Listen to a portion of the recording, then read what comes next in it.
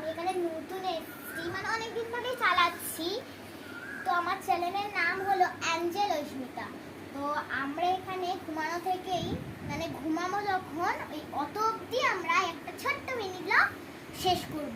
তো এখানে কি কি রান্না হয়েছে চলো তোমাদের দেখাই। কেটে দাও।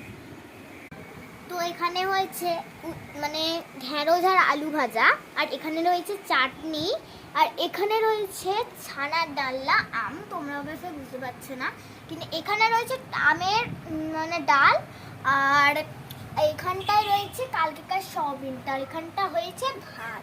ঠিক আছে, তো চলো আমরা খাবার স্টার্ট করছি। তো এবার শুকনো ভাত দিয়ে নিয়ে আসি।